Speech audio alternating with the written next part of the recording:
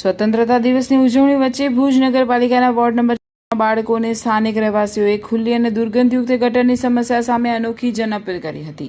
હાથમાં તિરંગા અને જનજાગૃતિના play card સાથે બાળકોએ દેશ આઝાદ થયો, હવે અમને ગટરની ગુલામીમાંથી આઝાદ કરો અને મને સ્વચ્છ બાળપણ જોઈએ જેવા સંદેશાઓ દ્વારા તંત્રને ભાવુક અપીલ કરી હતી। સ્થાનિક રહેવાસીઓએ જણાવ્યું હતું કે આ કોઈ રાજકીય વિરોધ નહીં, પરંતુ વિસ્તારના પરિવારોને બાળકોને સ્વચ્છ તથા આરોગ્યપ્રદ વાતાવરણ મળે તે માટેની નમ્ર માંગ છે।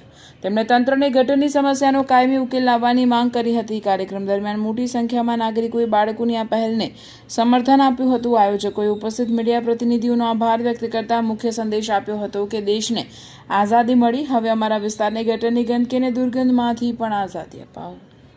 આદિલ નૂર મોહમ્મદ લંકા, રહીમનગર રહું છું, ખારીનદી રોડ।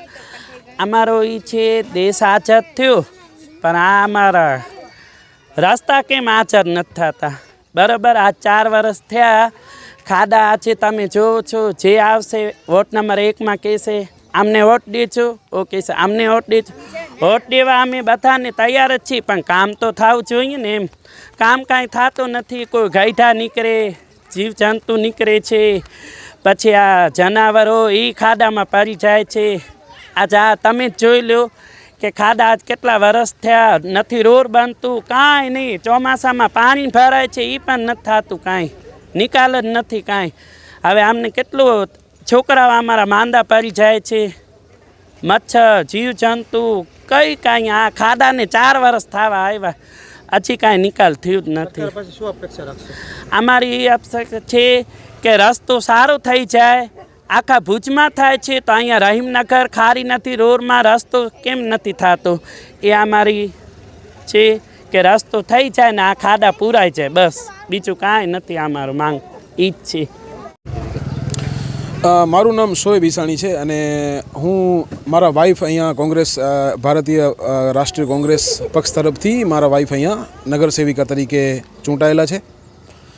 આજ રોજ અમે દેશના રાષ્ટ્રીય પર્વનું જ્યારે આજે દિવસ છે 15મી ઓગસ્ટ નિમિત્તે અમે ખાસ કરીને એટલા માટે ભેગા થયેલા છીએ કે ભારત દેશને આઝાદી તો મળી ગઈ, પણ મારા રહેવાસીઓ અને મારી પ્રજાને આ ખૂબ જ અતિ સંવેદનશીલ જે મુદ્દો છે છેલ્લા 4 વર્ષથી, એ મુદ્દો છે અમારો ગટરનો। કે જે રહેણાંક છે એ રહેણાંકના તકરીબન 20 મીટરની અંદર કન્ટિન્યુ સામે ગટર વયા કરે છે।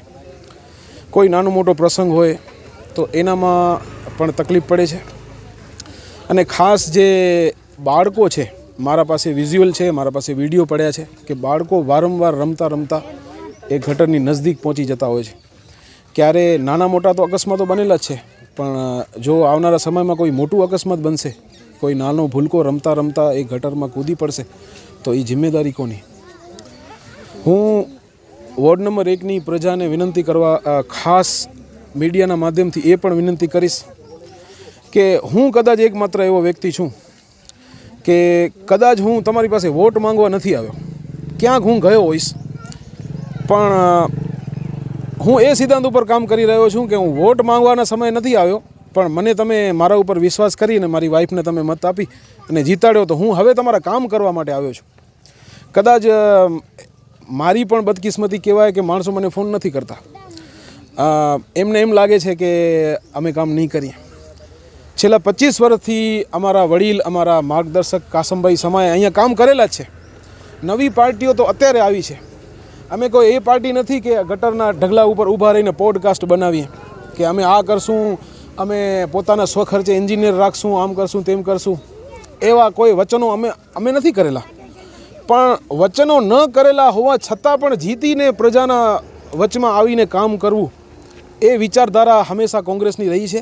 અને એ વિચારધારા ઉપર અમારા માર્ગદર્શક શ્રી વી કે ઉંબલ સાહેબ તથા અમારા ભુજ શહેર પ્રમુખ શ્રી કિશોરદાનભાઈ ગઢવીના સતત એમના પ્રયાસો અને એમનું માર્ગદર્શન લઈ અને હું જ્યાં સુધી પણ આ વોર્ડમાં છું ત્યાં સુધી હું પ્રજાના કામ કરીશ।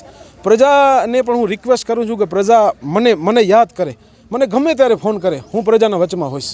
અને આ કામ અત્રેથી હું ચેલેન્જ આપું છું કે હું પૂરેપૂરી મારા તરફા કોશિશ કરીશ કે આ કામ પ્રજાનું જે અટક્યું છે વર્ષોથી, એ કામ હું કરાવીને જ મારું કાર્યકાળ સમાપ્ત કરીશ.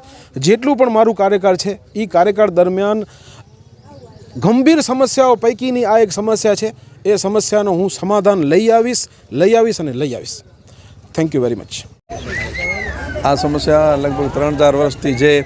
આ બાબતે અગાઉ અનેકવાર રજૂઆતો કરી છે, કાર્યક્રમો કર્યા છે. ભૂતકાળમાં અમારા જે નગરસેવકો હતા એમણે પણ આ બાબતે ઘણીવાર રજૂઆતો, મોરચા લઈને નગરપાલિકામાં ઉગ્ર રજૂઆતો પણ કરી છે. છેલ્લે આનો ટેન્ડર મંજૂર થઈ ગયો હતો, કામ સોંપાઈ ગયો હતો, પરંતુ ભારતીય જનતા પાર્ટીના જે એક કાર્યકરને આ કામ મળ્યું હતું એણે લગભગ વર્ષ સુધી કામ કર્યું નહીં.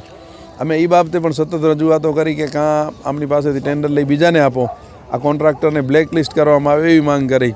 પરંતુ લગભગ 1.5 વર્ષ થઈ ગયો, ટેન્ડર મંજૂર થઈ ગયું છે, કામ આપી દેવામાં આવ્યું છે, છતાં પણ આ કામ કરતા નથી. અને એક રીતે કહેવાય તો ચોક્કસ રીતે કોઈ વિસ્તારને ટાર્ગેટ કરી અને અન્યાય કરવામાં આવી રહ્યો છે. કોંગ્રેસનો ગઢ હતો પહેલાં, પરંતુ હાલ પણ એક નગરસેવક કોંગ્રેસનો છે. શું કેટલી મહેનત હશે આપની? બિલકુલ, અમે તો માત્ર આ વોર્ડ નહીં પરંતુ આખો ભુજ છે જે 1 થી 11 વોર્ડ જ્યાં કોંગ્રેસ ક્યારે નથી જીતતી છેલ્લા 25, 30, 40 વર્ષથી, ત્યાં પણ એટલી જ મહેનત કરીએ છીએ. અહીંયા એટલી જ કરીએ છીએ, અહીંયા વધારે કરીએ છીએ, કેમ કે અહીંયા જે મતદારો છે એમની સાથે વધારે અન્યાય થઈ રહ્યો છે. એટલે અમે બીજા વોર્ડો કરતાં અહીંયા વિશેષ ધ્યાન આપીએ છીએ. પરંતુ આખા ભુજમાં જ્યાં કોંગ્રેસ ચૂંટાય કે ન ચૂંટાય એ બીજા નંબરની વાત છે, પરંતુ ભુજની જનતા માટે અમે હરહંમેશ તૈયાર.